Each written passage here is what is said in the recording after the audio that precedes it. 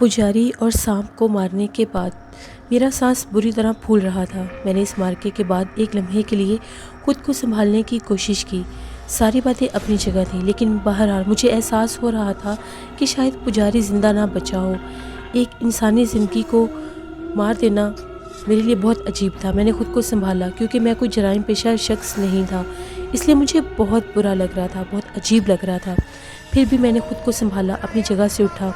मैंने इस कमरे का जायज़ा लिया। मुझे हैरत थी कि हमारी सरज़मीन पर ऐसे बहुत से गोशे हैं जहाँ पर ऐसे अलूम तसल्लुत रखते हैं। इसके बावजूद भी हम इस जानिब मुतवज्जो नहीं होते। बहरहाल जो भी था, इन तमाम बातों को सोचते हुए मैंने खुद को तैयार किया कि मुझे आगे बढ़ना है, इस कमरे से बाहर निकलना है। मैं इस कमरे से बाहर निकला। मैं एक फूंक फूंक कर कदम उठा रहा था। मैं इस हिस्से की जानिब आगे बढ़ता जा रहा था जहाँ मैंने एक चबूतरा देखा था। चबूतरे की दूसरी तरफ सीढ़ियाँ थी, गालबन नीचे कोई तह खाना बना हुआ था। मैं गौर से उस जगह का जायज़ा लेने लगा और चलते चलते आहिस्ता आहिस्ता बिल्कुल उन सीढ़ियों के करीब आ गया। वहाँ पर मुकम्मल खामोशी फैली हुई थी। तारीकी और सन्नाटा माहौल को बेतहाशा भयानक बना रहे थे। फिर भी मैं सीढ़ियों को उतरने लगा। जैसे जैसे मैं सीढ़ियों से नीचे उतर रहा था, मेरे दिल की धड़कनें बहुत तेज़ हो रही थीं। न जाने कैसे कैसे ख्याल मेरे दिल में आ रहे थे।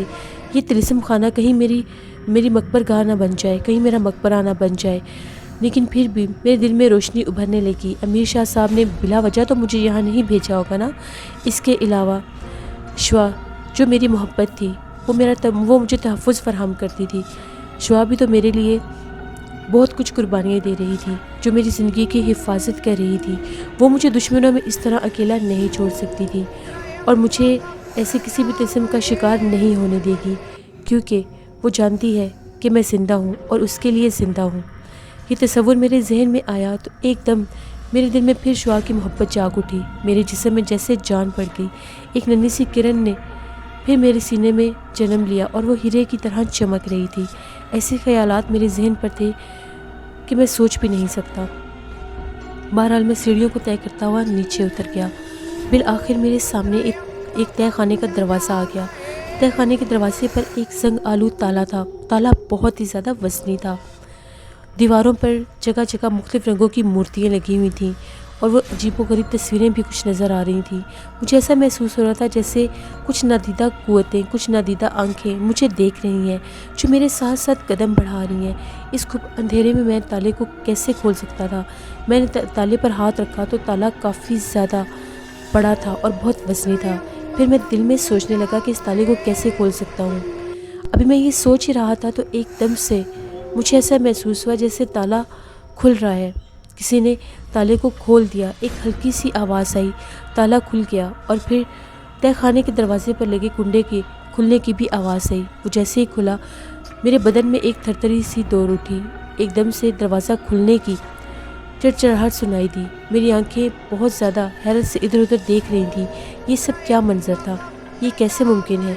मैंने तो भी ताला खोलने का सिर्फ इरादा ही किया था और ताला अपने आप कैसे खुल गया? मैं हैरतज़दा था।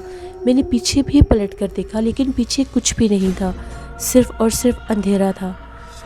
फिर भी मैंने खुद को हौसला दिया, हिम्मत दी और फिर मैं आगे बढ़ने लगा। मुझे यकीन था जो क़ुव्वतें मुझे गजराज के मुकाबले में यहाँ पर लाई हैं, वो मेरी रहनुमाई भी कर रही हैं। मैंने अंदर पाँव रखने की हिम्मत पैदा की। फिर दरवाजे का कुंडा खुला और पूरा कमरा खुल गया। अजीबोगरीब सी चरचराहट थी, खूब अंधेरे के साथ अजीब सी स्मेल भी आ रही थी। ऐसी बू आ रही थी जैसे ये कमरा तवील अरसे से बंद है। और दरवाज़ा खुलते साथ अंदर मुझे धूल और मिट्टी का भी एहसास हुआ। एकदम से मुझे परिंदों के फड़फड़ाहट सुनाई दी। ऐसा लग रहा था जैसे यहाँ पर बहुत ज़्यादा परिंदे हैं और यहाँ पर हो ना हो सिर्फ वही परिंदा मौजूद था जो वीरानियों के परिंदे हैं, यानी चमगादड़। बहरहाल अभी मैंने एक ही कदम आगे बढ़ाया था, मुझे उकब में रोशनी का एहसास हुआ और एक बर्क रफ्तारी से मैंने पलट कर देखा। कुछ भी हो सकता है, मेरे लिए कोई भी अमल किया जा सकता है, इसलिए मुझे खुद को तैयार रखना होगा। मुझे किसी भी अमल का फ़ौरन रद्द अमल देना होगा। मुझे हिम्मत से काम लेना होगा। तभी मेरी नज़र पड़ी तो दीवारों पर लगी हुई शम्में खुद ब खुद रोशन हो गई। ان میں سے عجیب سی روشنی نکل رہی تھی جو چاروں طرف پھیل گئی۔ اس بات میں کوئی شبہ نہیں تھا کہ نادیدہ قوتیں میرے ساتھ موجود ہیں، چاہے وہ میرے حق میں ہے یا میرے خلاف، یہ میں نہیں جانتا، لیکن میں یہاں پر تنہا نہیں ہوں۔ اور وہ احساس کچھ عجیب سا تھا کہ کوئی ایسی آنکھیں میری نگرانی کر رہی ہیں جن کو میں دیکھ نہیں سکتا۔ بہرحال میں نے شمعوں کی روشنی میں تہہ خانے کا جائزہ لیا۔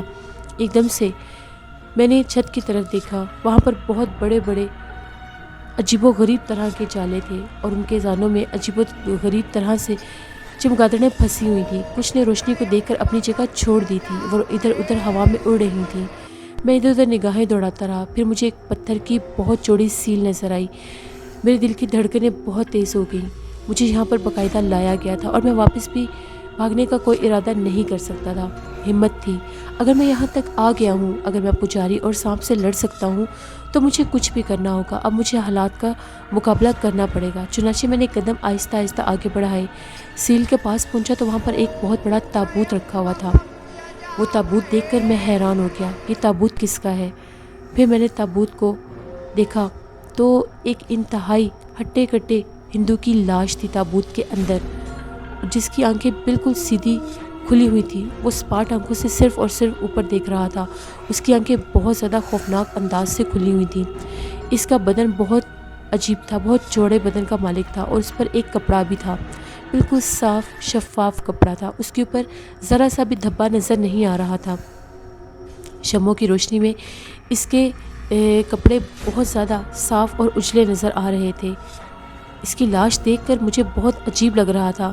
نہ چاہتے ہوئے بھی یہ لاش نہیں لگ رہی تھی، ایسا لگ رہا تھا کہ شاید یہ زندہ ہے، کیونکہ اس کے چہرے کی رنگت اور نئے نقش بالکل صاف نظر آ رہے تھے اور چہرے کی رنگت سے معلوم ہو رہا تھا کہ یہ کوئی لاش نہیں ہے۔ میں اپنی آنکھوں سے اس کو دیکھ رہا تھا، میں عجیب آنکھوں سے اس کو دیکھ رہا تھا۔ میں اس کے قریب گیا کہ اس بات کا اندازہ لگا سکوں کہ یہ زندہ ہے یا مر چکا ہے۔ اس کی آنکھیں جو تھی، اس کی آنکھوں کی پتلی بے شک سیدھی چھت کی طرف تھی، لیکن ان میں زندگی کا آثار موجود تھا۔ مجھے محسوس ہو رہا تھا کہ یہ زندہ ہے، نہ چاہتے ہوئے بھی میں اس کو مرا ہوا محسوس نہیں کر رہا تھا۔ میں نے جیسے ہی اپنی جگہ پر کھڑے ہو کر اس کے جسم کو ہاتھ لگایا، اس کا جسم بہت زیادہ اکڑا ہوا تھا، اس میں کوئی جنبش نہیں محسوس ہو رہی تھی۔ یہ شخص مردہ نہیں ہے، زندہ ہے۔ مجھے بہت زیادہ تجربہ نہیں ہے اس دنیا کا، لیکن پھر بھی میں اتنا تو محسوس کر سکتا ہوں کہ یہ زندہ انسان ہے، یہ مردہ نہیں ہے۔ اچانک ہی میں اچھل کر پیچھے کھڑا ہو گیا۔ وہ دروازہ جس سے میں اندر داخل ہوا تھا، وہ دروازہ ایک دم سے بند ہو گیا۔ وہاں تک تو ہوا کا نام و نشان بھی نہیں تھا۔ پھر دروازہ کیسے بند ہوا؟ میں نے دیکھا جب دروازہ بند ہوا تو اپنے آپ اس کو چٹکنی بھی لگنے لگ گئی۔ اب یہ کیسے ممکن تھا؟ جھونکا تو دروازے کو چٹکنی نہیں لگا سکتا تھا نا۔ پھر ایک بار میں نے پھر اپنی نگاہ اس کی طرف ڈالی اور میں خود کو سنبھالنے کی کوشش کر رہا تھا۔ میرے بدن میں بہت زیادہ سرد لہریں دوڑ رہی تھیں۔ میرے ذہن میں عجیب سے خیال آ رہے تھے، کہیں یہ تہہ خانہ میرے لیے قید خانہ نہ بن جائے۔ مجھے بہت ڈر بھی لگ رہا تھا، لیکن اب جو بھی ہوگا میرا مقدر۔ ایک دم سے میں نے دیکھا وہ جو لاش تھی اس میں تھوڑی سی حرکت پیدا ہوئی۔ ایسا محسوس ہو رہا ہے اس نے اپنی آنکھیں ہلائی ہیں اور وہ آنکھیں اب مجھ پر آ کر جم گئی تھیں۔ میں نے تابوت کے کناروں پر ہاتھ رکھا اور سر جھکا کر دیکھنے لگا۔ اس کی پتلیوں میں تھوڑی سی حرکت پیدا ہوئی، ایسا لگ رہا تھا کہ اس میں زندگی ہے۔ اس کی پتلیاں بے نور نہیں تھیں۔ وہ کھلی ہوئی آنکھوں کو مجھے دیکھنے لگا، تبھی ایک دم سے اس کے بدن میں بھی حرکت پیدا ہو گئی۔ میں ڈر کے پیچھے ہٹا، میرا شک بالکل ٹھیک تھا، وہ زندہ تھا۔ تبھی اس نے ایک دم سے خود کو بٹھایا اور ایک دم سے کھڑا ہو گیا۔ ایک دم سے جب وہ میرے سامنے کھڑا ہوا میری تو جان ہی نکل گئی۔ یہ کیسے ممکن تھا؟ ابھی تک تو یہ بالکل ایسے تھا جیسے یہ مر چکا ہے، اس کا ٹھوس جسم تھا۔ اس کے ہونٹوں پر مسکراہٹ پھیل گئی۔ میں عجیب سی کیفیت میں مبتلا تھا۔ میں سادہ لو انسان تھا، لیکن جو بھی ہو یہ سب کچھ میرے لیے الگ تھا۔ میری زندگی میں عجیب و غریب ماحول ضرور تھا، ایسا پرسرار ماحول تھا جسے چاہ کر بھی میں سمجھ نہیں پا رہا تھا۔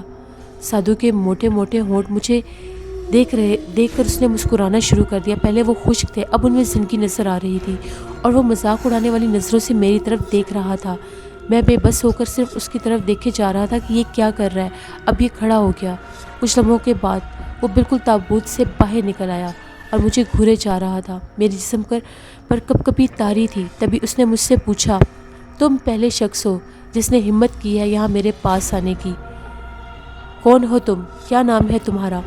میں نے کہا شازل۔ مسلمان ہو؟ ہاں مسلمان ہوں۔ میں جانتا ہوں، اچھی طرح جانتا ہوں، اگر تم ہندو دھرم سے تعلق رکھتے تو تمہارے پرکھوں میں سے بھی کوئی رات کی اس تاریکی میں اس تہہ خانے تک آنے کی ہمت نہ کرتا، لیکن تم پاگل ہوتے ہو۔ تمہاری عجیب و غریب تمہاری طاقت ہے جو تم یہاں تک پہنچ آئے ہو اور یہاں پر قبضہ جمانا چاہتے ہو۔ ایک بار میری بات سن لو، اگر میں زندہ ہوتا تو یہاں پر بہت بڑا مندر بنواتا، یہاں پر کالی شکتی کا راج ہوتا۔ بے وقوف لڑکے، تو نے یہاں آنے کی ہمت کیوں کی؟ تم نے دیکھ لیا نا گجو، میں یہاں تک آ گیا ہوں، اب تم آگے بھی دیکھو گے۔ میں تمہیں تمہارے ناپاک ارادوں میں کامیاب نہیں ہونے دوں گا، تم میرے ہاتھوں یہاں کی دھول بن کر رہ جاؤ گے۔ پاگل ہے تو، دیوانہ ہے، تیرے جیسے ہزاروں ملے ہیں مجھے، میرا کچھ بھی نہیں بگاڑ سکتا تو۔ ایک قدم اس نے آگے بڑھایا تو میں پیچھے ہٹ گیا۔ اس نے کہا تو میری مرضی کے خلاف یہاں سے ایک قدم بھی نہیں ہٹا سکتا، جس طرح سے تو یہاں پر آیا ہے تو واپس بھی نہیں جا سکتا۔ پاگل لڑکے میری بات سن، میں تجھے یہاں پر قید بھی کر سکتا ہوں، لیکن پھر بھی تجھے یہاں پر پیار سے بلایا گیا ہے، چاہت سے بلایا گیا ہے، سمجھ رہا ہے نا تو؟ تجھ سے کوئی کام لینا ہے، بہت ضروری کام۔ خوب، تو پھر میری بات سن لو تسلی سے، تمہاری تمام ناپاک خواہشوں کو میں ختم کر دوں گا، تم اور تمہارے ناپاک ارادے اس دنیا سے ہمیشہ کے لیے چلے جائیں گے۔ جواب میں اس نے ایک عجیب و غریب سا کہکا لگایا اور پھر بولا، ارے باولے، مرے ہوئے کو کون مارے گا؟ تجھے پتہ ہے میں تو پہلے ہی مر چکا ہوں، میں تو اس سنسار سے پہلے ہی جا چکا ہوں، اب تو مجھے کتنی بار مارے گا؟ چل، اگر تجھے یہی شوق ہے مجھے مارنے کا تو اپنا شوق پورا کر لے، مگر یہ سوچ کہ جو پہلے ہی مر چکا ہے وہ کیسے مر سکتا ہے؟ تو نے ہمارے پجاری کو مارا ہے، تجھ میں ہمت ہے؟ وہ جیتا جاگتا تھا باولے، میں مر چکا ہوں، تو مجھے نہیں مار سکتا۔ اور ایک اور بات، اگر تو مجھے مار کر یہاں پر قبضہ کرنا چاہتا ہے تو یہ تیری بہت بڑی بھول ہے، تو چاہ کر بھی ایسا نہیں کر سکتا۔ چل ٹھیک ہے، تم یہ بتاؤ کہ میرے من میں کیا چل رہا ہے، میں یہ سننا چاہتا ہوں۔ پہلے تو بتا کہ تو یہاں پر کیوں آیا ہے؟ اصل میں اس وقت جو یہاں پر کھڑا ہوں میرا ایک بہت بڑا مقصد ہے۔ تمہارے بہت سے چیلو چہیتوں نے، تمہارے بہت سے پجاریوں نے تمہارے بارے میں بہت سے داستانیں سنائی ہوئی ہیں، مگر میں ایک معمولی سا انسان ہوں۔ تمہارے اور میرے درمیان براہ راست کوئی بھی جھگڑا نہیں ہے۔ تم جانتے ہو میں یہاں پر کیوں آیا ہوں؟ میں یہاں سے خاموشی سے چلا جاؤں گا اگر تم میرا کام کر دو۔ وہ مسکراتی نگاہوں سے مجھے دیکھ رہا تھا اور میں اس پر عجیب و غریب طرح سے اپنی باتیں کھول رہا تھا۔ پھر اس نے مجھے کہا، جی دار آدمی ہے تو، جی دار آدمی، میں تجھ سے اپنا کام کروانا چاہتا ہوں۔ دیکھ، پہلے تو مجھے اپنا کام بتا، پھر میں تجھے اپنا کام بتاؤں گا۔ تمہارے قبضے میں ایک لڑکی ہے، تم جانتے ہو نا؟ میں نے اسے بہن کہا ہے۔ وہ لڑکی میرے حوالے کر دو، میں خاموشی سے یہاں سے چلا جاؤں گا، میں تمہیں کچھ بھی نہیں کہوں گا۔ گجراج، تم اس کو یہاں پر کیوں لائے ہو؟ ہاں بالکل ٹھیک، تم نے ٹھیک کہا، میرے قبضے میں وہ لڑکی ہے، شمائلہ نام ہے نا اس کا۔ اس کے پرکھوں کے ساتھ میرا جھگڑا ہے، اس کے ساتھ میرا کوئی تعلق یا کوئی جھگڑا نہیں ہے، میں تو اس کے پرکھوں کو، ان کی آتماؤں کو تکلیف پہنچانے کے لیے اس کو یہاں پر لے کر آیا ہوں۔ تجھے میری شکتیوں کا اندازہ نہیں ہے، میں اس کو یہاں پر لے کر آیا ہوں تو اس کے پیچھے اس کے پرکھوں کے ساتھ میرا وہ جھگڑا ہے جس کے بارے میں تو نہیں جانتا۔ دیکھو گجراج، یہ ممکن نہیں ہو سکتا۔ میری اور تمہاری زندگی کا دار و مدار اس بات پر ہے کہ اگر تم شمائلہ کو میرے حوالے کر دیتے ہو تو میں خاموشی سے یہاں سے چلا جاؤں گا، ورنہ تمہارے اور میرے درمیان مقابلہ ہوگا۔ باولا ہے تو بالکل باولا، پتہ نہیں کیا سوچ رہا ہے، کیا سمجھ رہا ہے خود کو، ہماری شکتی دیکھنا چاہتا ہے تو ٹھیک ہے، پہلے وہ دیکھ لے۔ اس نے اچانک اپنے دونوں ہاتھ ہوا میں بلند کیے اور دروازہ ایک دم کھل گیا۔ وہ بند دروازہ کھلا تو دروازے کے اندر کوئی داخل ہوا، اسے دیکھ کر میری آنکھیں پھٹی کی پھٹی رہ گئیں۔ وہ شمائلہ تھی، انتہائی خوبصورت لباس میں ملبوس تھی اور بہت حسین لگ رہی تھی، زیورات بھی پہنے ہوئے تھے، ہونٹوں پر عجیب سی مسکراہٹ پھیلی ہوئی تھی۔ آج سے پہلے میں نے اس کا یہ روپ نہیں دیکھا تھا، اس کی رنگت بالکل گلابی تھی اور وہ بہت زیادہ خوبصورت لباس پہنے ہوئے اندر داخل ہو گئی۔ میری بہن تھی وہ، اور میں نے حسن کو اپنا بھائی بنایا تھا۔ میرا دل چاہ رہا تھا کہ میں اس کو لے کر یہاں سے فوراً سے نکل جاؤں۔ پھر گجراج مجھے دیکھ رہا تھا اور شمائلہ اس کے آگے آ کر کھڑی ہو گئی۔ لڑکی، گجراج مہاراج، شمائلہ نے نظریں جھکا کر نرم لہجے میں کہا، جی مہاراج، کیا دھرم ہے تیرا جو میرے مہاراج کا ہے؟ شمائلہ نے کہا، میرے پورے بدن میں ایک دم سے سرد لہر دوڑی، وہ جادو کے اثر میں تھی، وہ گجراج کی زبان بول رہی تھی۔ گجراج اس کو جو کچھ کہہ رہا تھا وہ اس بات کا جواب دے رہی تھی۔ کیا گجراج تجھے یہاں پر زبردستی لایا ہے؟ نہیں مہاراج، میں آپ کے چرنوں میں آ کر بہت خوش ہوں۔ ارے پاگل، دیکھو اسے، یہ سمجھ رہا ہے کہ تم یہاں پر زبردستی آئی ہو۔ تبھی اس لڑکی نے، شمائلہ نے میری طرف دیکھا۔ پاگل ہے تو جو میرے مہاراج کو ایسے کہہ رہا ہے؟ میں یہاں پر بہت خوش ہوں اور یہی میری زندگی ہے، یہی میرا گھر ہے، میں اس جگہ کو نہیں چھوڑوں گی۔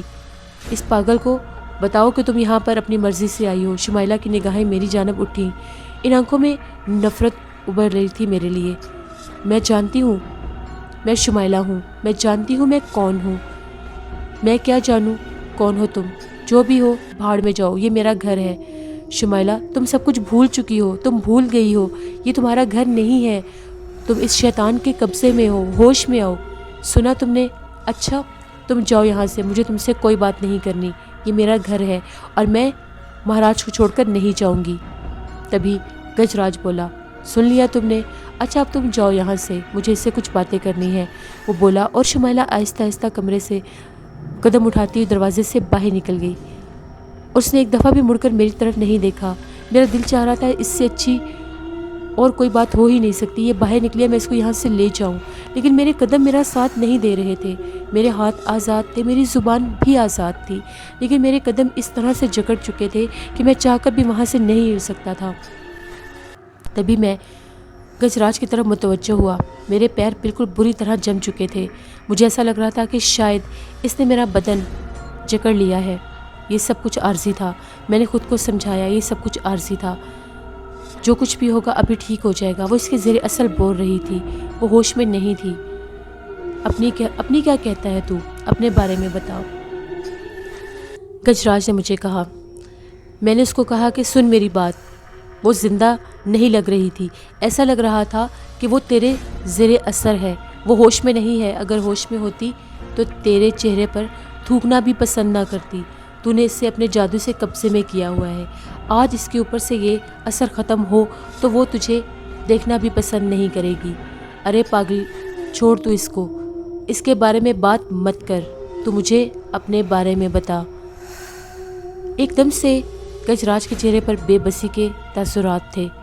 میں نے اسے کہا کہ ٹھیک ہے، پھر مجھے بتا میرے دل میں کیا چل رہا ہے، تیری شکتیاں بہت بڑی ہیں تو مجھے بتا میں کیا چاہتا ہوں۔ تبھی گجراج بولا، جس طرح سے تم لوگوں کی رکشا کی جاتی ہے اس طرح سے ہماری بھی رکشا کی جاتی ہے، ہمیں بھی حفاظت دینے والی کچھ قوتیں ہیں جو ہمارے لیے کام کرتی ہیں، ہماری رکشا کرتی ہیں۔ دیکھ یہ سندر لڑکی جو یہاں پر میری قید میں ہے، یہ مجھ پر جان نچھاور کرتی ہے، یہ چاہ کر بھی یہاں سے نہیں جا سکتی جب تک میں نہیں چاہوں گا۔ میرے ذہن میں عجیب و غریب خیالات چل رہے تھے، مجھے کچھ سمجھ نہیں آ رہی تھی کہ زندگی میرے ساتھ کیا کیا کھیل کھیل رہی ہے، یہ بہت انوکھا کھیل تھا۔ پھر میں نے اس سے کہا، اگر تم شمائلہ کو میرے حوالے کر دو تو میں خاموشی سے یہاں سے چلا جاؤں گا، تمہارے اور میرے درمیان کا جھگڑا ختم ہو جائے گا۔ جواب میں وہ ہنسنے لگا، پھر اس نے کہا، چیونٹی بھی اب دونوں پاؤں پر کھڑی ہو کر ہاتھی کو للکار رہی ہے، ایک پھونک ماروں گا تو تو اتنی دور جائے گا کہ سنسار بھی تجھے نہیں پا سکے گا۔ جہاں تک اس لڑکی کی بات ہے تو وہ پوری طرح ہمارے قبضے میں ہے، ہم تجھے بتا چکے ہیں، یہ ہمارا پرانا کھیل ہے۔ جن لوگوں نے تجھے یہاں پر ویر بنا کر بھیجا ہے وہ ہمارے پرانے دشمن ہیں اور انہوں نے تجھے خود ہی بلی چڑھا دیا ہے۔ اس معاملے میں ہم دونوں کو اپنے بیچ میں ہی رہنے دے اور خود کو اس معاملے میں نہ ڈال، تو یہاں سے بچ کر بھی نہیں جا سکتا، تو ایسے راستے پر آیا ہے جہاں پر تیری دھول بھی کسی کو نہ ملے گی۔ دیکھ گجراج، میں تجھے ایک بات بتا دوں، میں ہار ماننے والوں میں سے نہیں ہوں، تو جو بھی کر مجھے شمائلہ کو لے کر جانا ہی ہوگا، میں تجھ سے ڈرتا نہیں ہوں۔ تبھی گجراج نے کہا، دیکھ شمائلہ کو چھوڑ، اپنی بات کر، تو کیا چاہتا ہے؟ میرے ساتھ کول پکا کر، ہم کول کے پکے ہیں، ایک دفعہ وچن دے لیں تو اس سے پیچھے نہیں ہٹتے۔ میں تجھے ایسی ایسی چیزیں دکھاؤں گا کہ تو دیکھ کر حیران رہ جائے گا، تجھے میری قوتوں کا ابھی اندازہ نہیں ہے۔ मैं तुझे सच कह रहा हूँ, तुझे मेरी कुव्वतों का अभी अंदाज़ा नहीं है। एकदम से इसके लहजे में अजीब सी बात थी। पता नहीं वो मुझसे क्या चाह रहा था। मेरे जहन में एक दूसरा तस्वुर पैदा हो गया। अचानक ही मैंने इससे कहा, अच्छा चलो ठीक है, मुझे एक बात का जवाब दो, मैं किस मुश्किल में गिरफ्तार हूँ, अभी पता करके मुझे बताओ। तभी गजराज ने कहा, ठीक है, ये हुई ना बात, अब तेरी ज़ुबान भी बदल गई है और तेरा लहजा भी बदल गया है। ऐसे लोग हमें बहुत ज़्यादा पसंद हैं, मैं तुझे अभी बताता हूँ। तभी उसने एकदम से अपने हाथ हवा में बुलंद किए और आंखें बंद कर लीं। ऐसा लग रहा था कि वो आंखें बंद करके कुछ देखने की कोशिश कर रहा है। मेरे लिए इससे अच्छा मौका कोई नहीं था। अगर मेरे अज़ा मेरा साथ देते तो मैं उस पुजारी की तरह इसका यहीं पर काम तमाम कर देता, लेकिन मैं मजबूर था। मेरी सिर्फ ज़ुबान चल रही थी, लेकिन मेरे अज़ा मेरा साथ नहीं दे रहे थे। मैं खामोशी से खड़ा रहा। तभी गजराज ने आंखें खोली। कौन है तू, क्या है तू? इसके चेहरे पर एक हैरान सा सवाल था। मुझे हंसी आ गई और मैंने कहा, बस यही थी तेरी कुव्वत, तू ये भी नहीं जान सका, तू मुझे तलाश ही नहीं कर सका। गजराज ने कहा, कोई बात तो है, कोई चीज़ तो है जो तेरे अंदर छुपी हुई है, बता तेरे अंदर क्या छुपा हुआ है। तू एक अजीबोगरीब कुव्वत का मालिक है। तू हमारे एक आदमी को मौत के घाट उतार कर आया है और तू क्या समझता है कि तू जो चाहेगा, जो तेरे मन में आएगा तू कर सकता है। वो तो एक छोटा सा नमूना था।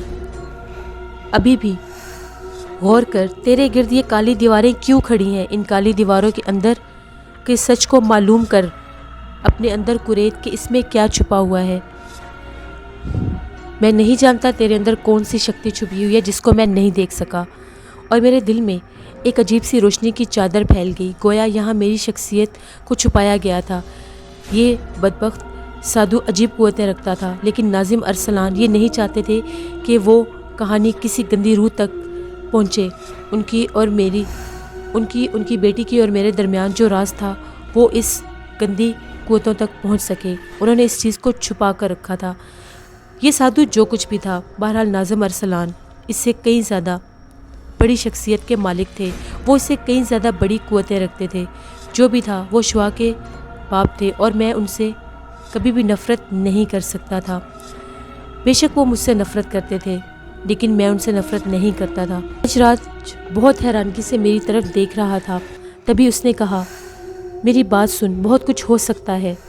तूने मेरे अंदर एक अजीब सी सोच पैदा कर दी है, बिल्कुल एक नई सोच। तभी मैंने कहा, वो क्या है गजराज? बात सुन, बहुत कुछ हो सकता है। जो तुझे चाहिए वो हो सकता है। वो लड़की तुझे पसंद है शुमाइला? हाँ मुझे पसंद है। एक भाई को अपनी बहन क्यों नहीं पसंद होगी? चल जो भी है, हमारा क्या जाता है, वो तुझे मिल सकती है। इसके पुरखों से जो हमारा झगड़ा था वो मर चुके हैं, लेकिन इनकी आत्माओं को तकलीफ़ देने के लिए, तड़पाने के लिए मैं सिर्फ इस लड़की को यहाँ पर लेकर आया था। मैं तुझे ये लड़की असल शक्ल में वापस दे सकता हूँ, लेकिन तुझे हमारे साथ मिलकर काम करना होगा। अचानक तुम्हारा रवैया कैसे बदल गया गजराज जी? मैंने तंजिया लहजे में उसको कहा, जो भी वजह है, जो भी शक्ति तेरे अंदर छुपी है, वो इन लोगों की शक्ति नहीं है जिन्होंने तुझे यहाँ पर भेजा है। इनकी चादर इतनी नहीं है, हम जानते हैं। ये कुछ और ही है जो तेरे अंदर छुपा हुआ है। कुछ अजीब सा है तेरे अंदर, जिसको मैं देख रहा हूँ। तू हमारे साथ मिलकर काम कर। क्या चाहते हो तुम गज्जू तेली? क्या चाहते हो तुम? हाँ हम तेली हैं। राजपुर में हमारी भूमि है। हमारे पुरखों से ये सब कुछ चलता हुआ आ रहा है। वो यहाँ पर रहते थे। हमारे काले रास्ते रुक गए हैं। मैं चाहता हूँ कि तू हमारी मदद कर और हमारे पुरखों की जो तमन्ना थी उसको पूरा कर। हमारे पुरख राजपुर को काली नगरी बनाना चाहते हैं। हमारा साथ दे। हमारे रास्ते रुके हुए हैं। ये काम इतना आसान नहीं है। हमारी रुकावटें तू दूर कर सकता है। बोल, काली नगरी के लिए काम करेगा तू? बोल, जवाब दे मेरी बात का। तभी मैंने कहा कि नहीं, जिस काम से मेरे बुज़ुर्ग मुझे रोकते हैं मैं वो काम क्यों करूँगा? मैं वो काम कभी भी नहीं करूँगा। तुझे महाशक्ति हासिल होगी। तू काली नगरी का राजकुमार बनेगा। तेरी भी एक अपनी शक्ति होगी। तू भी गज्जू तेली से कम नहीं होगा। तू मेरे साथ मिलकर काम कर। तू मेरे काम आ सकता है। तू पहला इंसान है जिसको देखकर मैं ये समझता हूँ कि तू मेरा काम कर सकता है। तभी मैंने पूछा, मुझे क्या करना होगा? बताओ क्या काम होगा मेरा? سب سے پہلے تو اس پاپی سے ہمارا پیچھا چھڑا دے جس نے ہمارا جینا حرام کیا ہوا ہے، جو ہمارے راستے کی رکاوٹ ہے۔ کون ہے وہ؟ وہی امیر شاہ۔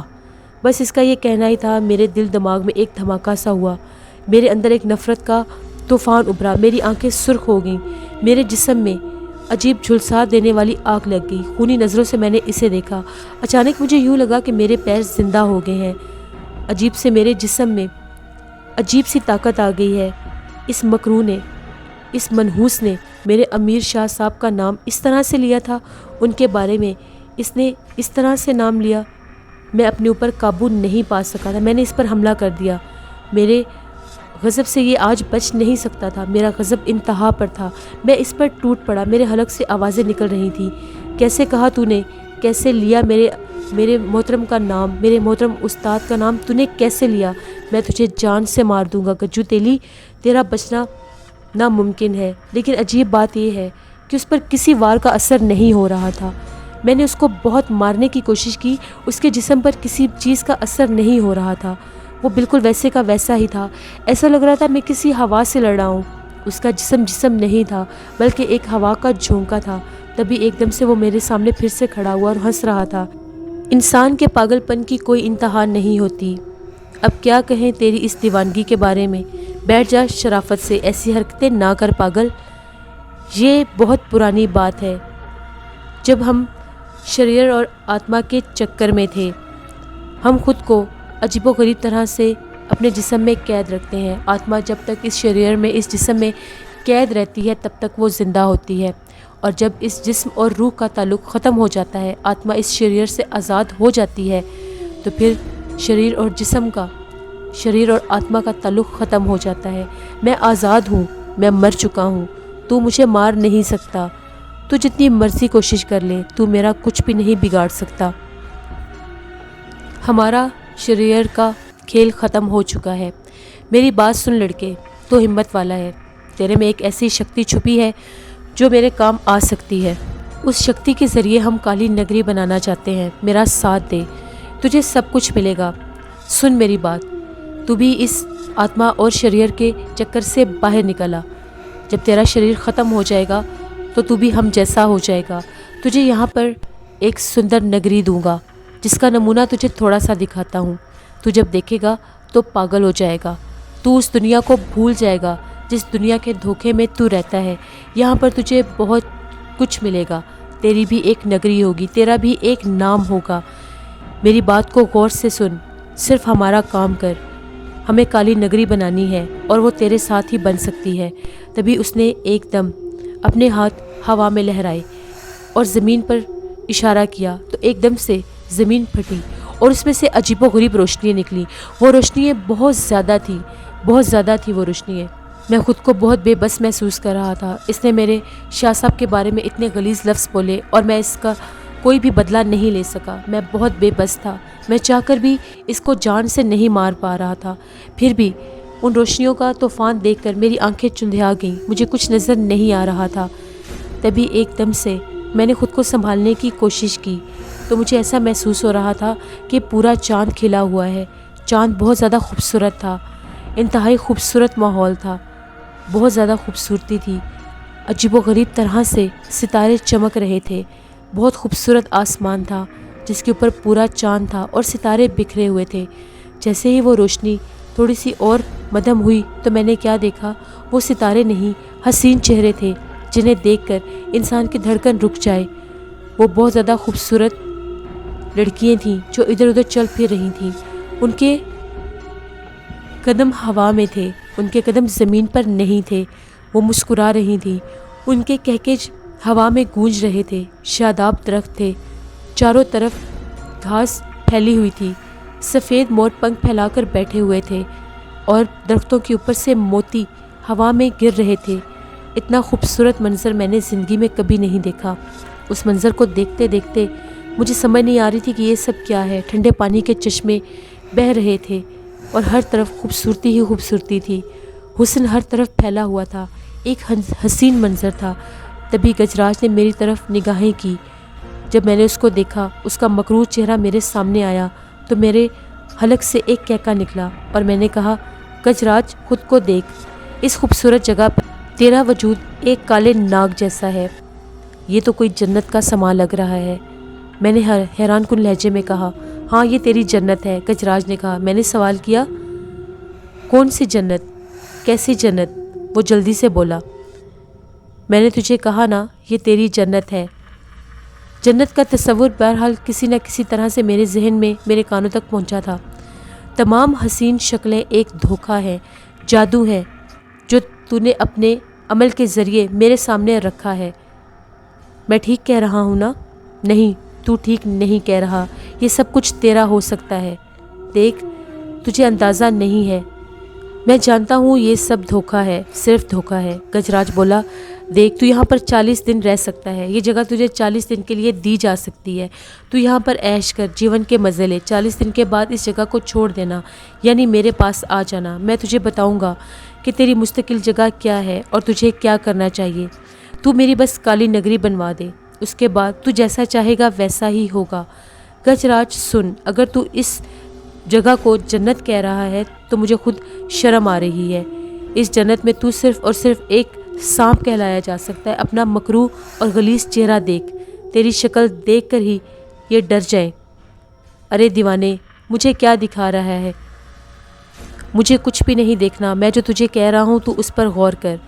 मेरी बात सुन गजराज, हसन बिन सबा ने भी तो एक जन्नत बनाई थी ना, लेकिन उसको भी तबाह कर दिया गया था। शद्दाद ने भी एक जन्नत बनाई थी, लेकिन उसमें एक कदम भी नहीं रख सका था। वो उनकी जन्नतों को फना करने वाली ज़ात कौन थी? मेरा अल्लाह। मेरा अल्लाह ही है जो सिर्फ कायम और दायम है। असल जन्नत सिर्फ मेरे अल्लाह की है, जो अज़ल से अबद तक है। ना इसके आगे कुछ है, ना कभी हो सकता है, जहाँ इंसानी जहन पहुँच भी नहीं सकता। तू अपने इस 4 पैसे की जन्नत को लेकर बहुत ज़्यादा खुद को कोई चीज़ समझ रहा है। मैं तेरी लालच में आने वाला इंसान नहीं हूँ। गजराज, तू बेवकूफ़ है। ये जन्नत तो शद्दाद ने भी बनाई थी, अपनी राया को निचोड़ कर, और ख़ुद उसको देख भी नहीं सका था। एक और बात कहूँ तुझे गजराज, अपने इस काले करतूतों को बंद कर। तेरे काम सिर्फ गंदगी के हैं। राजपुर कभी भी काली नगरी नहीं बन सकता। वो मुसलमानों का इलाका है। राजपुर में मुसलमानों का राज है और हमेशा रहेगा। उस पाक सरजमीन को तेरे गंदे इरादे कभी भी नापाक नहीं कर सकते। और जहाँ तक बात रही अमीर शाह साहब की, तो सुन मेरी बात कच्चू तेली, तू सिर्फ और सिर्फ तेल ही बेचता रह जाएगा। ये आसमान के बासी हैं, ज़मीन पर इंसानियत का अलम बुलंद करने वाले हैं। इनकी रूहानियत को तेरे नापाक वजूद कुछ भी नहीं कह सकते। तेरे नापाक वजूद वहाँ तक पहुँच भी नहीं सकते। समझा तू? तुझे समझ आ रही है? मैं तेरे इस स्वर्ग पर थूकता हूँ, लानत भेजता हूँ। और तभी मैंने ज़मीन पर भी थूक दिया। गजराज गुस्से से शोर मचाता हुआ कई कदम पीछे हटा और इसने अपने हाथ फिर से बुलंद किए। रोशनियों का वैसा ही एक तेज़ धमाका हुआ। मैंने आंखें बंद कर लीं। उसके बाद अजीबो गरीब मंजर था। सब कुछ बदल गया था। सब कुछ वैसा ही हो गया था जब आंखें रोशनी में देखी थी। सूरज चमक रहा था। ताहत नज़र तक बहुत खुश्क और चिटल मैदान थे, चट्टानों से भरे हुए थे। अजीबो गरीब पौधे लगे हुए थे, जिसमें से कहीं कहीं हशरातुल अर्ज़ भी नज़र आ रहे थे। अजीबो गरीब कीड़े मकोड़े थे। ताहत नज़रों तक हौलनाक वीराना था। जैसे ही मैंने उस वीरान मैदान को देखा, जहाँ पर बेशुमार चट्टानें थीं, जहाँ पर दूर दूर तक रेगिस्तान फैले हुए थे, जहाँ पर बेतहाशा सांप और बिच्छू थे, तो मैंने देखकर खुद से कहा, वाह शाज़िल मियाँ, क्या ज़िंदगी पाई है ना तुमने। नॉर्मल इंसानों की ज़िंदगी कितनी खूबसूरत होती है। बचपन होता है, माँ बाप होते हैं, इंसान जवान होता है, उसकी शादी होती है, ज़िंदगी गुजरती है, जीवन साथी मिलता है, बच्चे होते हैं। लेकिन मेरी ज़िंदगी बचपन से ही उस दरख्त पर गई जहाँ पर शुआ मेरे दिल में मोहब्बत बन के आ गई। मैं शुआ को चाह कर भी अपनी ज़िंदगी से नहीं निकाल सकता था। कैसी दिलचस्प ज़िंदगी थी मेरी। मुझे कुछ पता नहीं था कि आने वाले वक्त में मेरे साथ क्या होना है और क्या नहीं। मैं बेगानों की तरह, दीवानों की तरह कहाँ से कहाँ पहुँच गया। मेरी ज़िंदगी क्या से क्या हो गई। बेतहाशा अजीबोगरीब हशरात मेरे इर्द गिर्द थे। इसके बावजूद मेरे अंदर खौफ की एक लहर भी नहीं दौड़ी। میں ان کو دیکھ رہا تھا، وہ بالکل میرے سامنے تھے، ایک جگہ سے دوسری جگہ رینگ رہے تھے، اپنے بلوں میں سانپ باہر نکل رہے تھے جو کہ مجھے ڈسنا چاہتے تھے۔ اس کے باوجود میں وہاں سے آگے بڑھتا گیا، میں نے خود کو روکا نہیں۔ مجھے پتا تھا کہ جو بھی ہونا ہے وہ ہو کے ہی رہے گا، اگر میں یہاں تک آ گیا ہوں تو آگے بھی زندگی مجھے جہاں مرضی لے جائے۔ میرے اندر تو زندگی جینے کا شوق بھی ختم ہو چکا تھا۔ میں یہ سوچ رہا تھا کہ ناظم ارسلان کے پاس تو بہت زیادہ آتشی قوتیں ہیں، پھر وہ کیوں شعاع کے دل سے میرے لیے محبت ختم نہیں کر سکا؟ بہت زیادہ آتشی قوتوں کے مالک ہونے کے باوجود وہ شعاع کے دل سے میری محبت نہیں نکال سکے اور نہ میرے دل سے نکال سکے۔ میں اپنی جگہ پر ایک جگہ پر کھڑا ہو گیا، بہت زیادہ تیز دھوپ تھی، اس تپتی دھوپ میں میرے دل میں پھر بھی خوف نہیں آیا۔ میں آگے بڑھتا گیا، یہاں تک کہ مجھے تکلیف کا احساس بھی نہیں ہو رہا تھا۔ میرے قرب و جوار میں بے تحاشا تکلیف تھی، اذیت تھی، طرح طرح کے بچھو، طرح طرح کے سانپ، اور اتنی عجیب و غریب زمین تھی کہ جگہ جگہ پر نوکیلی چٹانیں نکلی ہوئی تھیں جو میرے پیروں میں لگ رہی تھیں۔ میں نے پھر بھی کہا کہ آگے بڑھنا ہے، مجھے رکنا نہیں ہے۔ میرے سامنے صرف شعاع کا چہرہ تھا اور میں آگے بڑھتا گیا۔ جیسے میں آگے بڑھتا گیا تو وہ بے تحاشا جلن، وہ بے تحاشا اذیت، وہ تیز تپتی دھوپ ایک دم سے مدھم پڑ گئی۔ ایسا لگ رہا تھا جیسے وہ دھوپ بالکل ختم ہو گئی ہے۔ پھر بھی میں نے خود کو روکا نہیں، میں آگے بڑھتا گیا کیونکہ میرا دل سچا تھا۔ اللہ کی ذات جانتی تھی کہ میں سچا ہوں، میں نے کوئی بھی گناہ نہیں کیا تھا، میں نے صرف پاک اور صاف محبت کی تھی۔ جیسے میں آگے بڑھ رہا تھا، کالے سیاہ لمبے لمبے سانپ میرے پیروں میں رینگ رہے تھے۔ میں خود کو بچاتا بچاتا آگے بڑھتا گیا۔ ایک دم سے میں نے سامنے دیکھا، دور دور تک کوئی بھی آبادی نہیں تھی، صرف وہ ویرانہ تھا، وہ سنسان بیابان میدان جہاں پر سانپ اور بچھوؤں کے علاوہ وہ نوکیلی چٹانیں تھیں۔ اگر میں اپنی زندگی دیکھوں تو ایک پلڑے میں شعاع تھی اور ایک پلڑے میں بے تحاشا اذیتیں، پھر بھی شعاع والا پلڑا زیادہ بھاری تھا تو مجھے آگے بڑھنا ہی بڑھنا تھا۔ میں کیسے بھی چاہ کر خود کو روک نہیں سکتا تھا۔ مجھے اپنے پیچھے سے سانپوں کی پھنکاریں سنائی دے رہی تھیں جو شاید میرا پیچھا کر رہے تھے۔ عجیب و غریب فریب کا منظر تھا، کچھ سمجھ نہیں آ رہی تھی۔ جیسے میں نے دیکھا زمین میں چھوٹے چھوٹے سوراخ تھے جن میں سے بھاپ نکل رہی تھی اور کچھ سوراخوں میں سے پانی نکل رہا تھا، سرسر کی آوازیں آ رہی تھیں۔ ایک دم سے سامنے بہت زیادہ درخت تھے اور چٹانیں شروع ہو گئیں، ان چھوٹے چھوٹے قطروں میں سے پانی بہنے لگ گیا۔ وہ جو پانی باہر نکل رہا تھا اس میں سے بھاپ نکل رہی تھی، وہ بے تحاشا گرم پانی تھا، کھول رہا تھا، یہاں تک کہ وہ پانی میرے پاؤں کو چھوا تو میں اچھلنے لگ گیا۔ اچھلنے کے ساتھ جیسے میرے پاؤں زمین پر لگتے تھے پانی اور زیادہ اچھلتا تھا اور میرے جسم پر لگ رہا تھا، وہ میرے جسم کو جھلسا رہا تھا۔ اب پانی کی سطح بڑھتی جا رہی تھی اور میں بھی اس کے ساتھ ساتھ آگے بڑھ رہا تھا۔ جہاں جو بھی ہوتا نا میں پیچھے پلٹ سکتا تھا، مجھے ہر حال میں آگے بڑھنا تھا۔ وہ پانی بری طرح سے مجھے جھلسا رہا تھا، میرے پاؤں جل رہے تھے، میرا جسم جل رہا تھا، پھر بھی میں نے ہمت نہیں ہاری۔ میں ہانپتے کانپتے سانسوں کے ساتھ آگے بھاگنے لگ گیا۔ وہ پانی کافی حد تک میرے جسم تک پہنچ گیا تھا، مجھے ایسا لگ رہا تھا میرا سارا جسم جل کے راکھ ہو جائے گا۔ میرا جسم اس گرم پانی میں کھولتے ہوئے پانی میں تھا، میں چیخ چلا کر آگے بڑھ رہا تھا، بہت آگے بڑھ رہا تھا، یہاں تک کہ میں نے ان درختوں اور چٹانوں کے حصے کو بھی سر کر لیا، کافی فاصلہ طے کر لیا۔ سامنے مجھے سرسبز گھاس نظر آیا، پتہ نہیں وہ گھاس بھی تھا یا نہیں۔ میں بے سدھ وہاں پر جا کر گرا، جیسے ہی گرا میں بے ہوش ہو گیا۔ مجھے لگا کہ شاید میری زندگی ہار گئی ہے، میں ان شیطانوں کے ہاتھوں ہار گیا ہوں، میں چاہ کر بھی جی نہیں سکا۔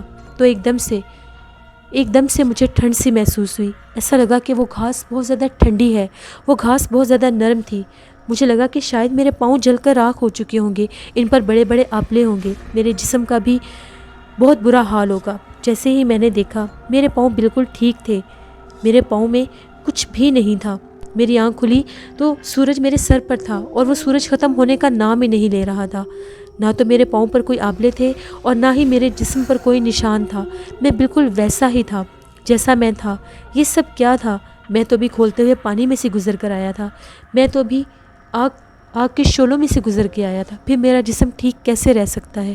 ایک دم میں نے ٹھنڈی سانس لی اور وہیں پر لیٹ گیا۔ میرے ذہن میں عجیب و غریب خیال آ رہے تھے، میرے ذہن سوچوں میں ڈوب چکا تھا، مجھے میرے ماں باپ یاد آ رہے تھے، زندگی میں کوئی بھی نہیں تھا میرا سہارا، میرا ساتھ دینے والا کوئی بھی نہیں تھا، ماں باپ بچھڑ گئے، بھائی تو پہلے ہی میرے نہیں تھے، صرف ایک شعاع تھی جس کے لیے میں زندہ تھا۔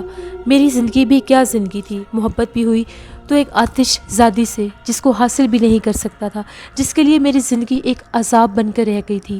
میں جس گھاس پر لیٹا تھا وہ اس خشکی کے میدان پر صرف ایک چھوٹا سا خطہ تھا جس کے چاروں طرف بڑے بڑے پہاڑ تھے، اور میں ان پہاڑوں کو دیکھ سکتا تھا۔ ان پہاڑوں میں چھوٹے چھوٹے غار نظر آ رہے تھے جن کے دہانے کھلے ہوئے تھے۔